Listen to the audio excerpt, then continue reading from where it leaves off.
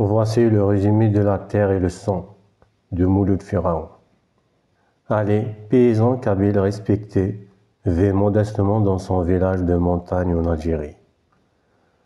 Ancien combattant de la Seconde Guerre mondiale, il est marqué par l'expérience du front, mais est revenu intact.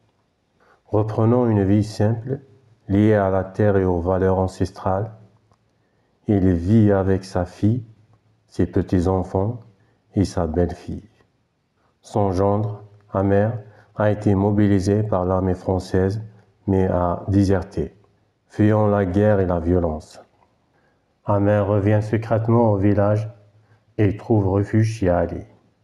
Ce retour plonge la famille dans l'inquiétude car les autorités coloniales traquent les déserteurs.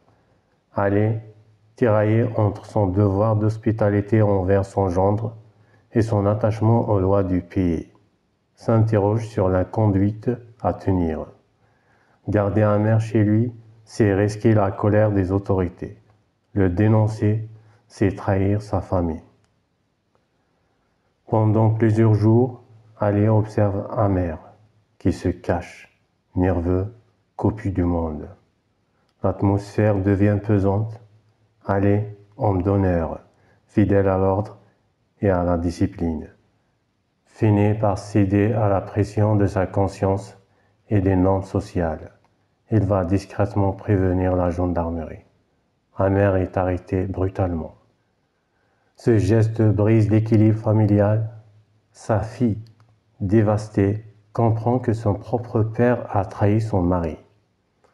Ali, bien qu'apparentant son acte à un devoir moral, se retrouve seul, rejeté par sa famille et rongé par le remords.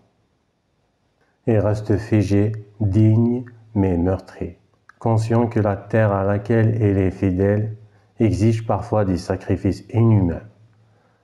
À travers ce drame intime, Pharaon dénonce les contradictions imposées par le colonialisme et la guerre, qui déchirent les liens familiaux et les repères traditionnels. Le roman explore le poids de l'honneur, le choc entre valeurs ancestrales et réalité moderne, et la tragédie de devoir choisir entre la loi du sang et celle de la terre.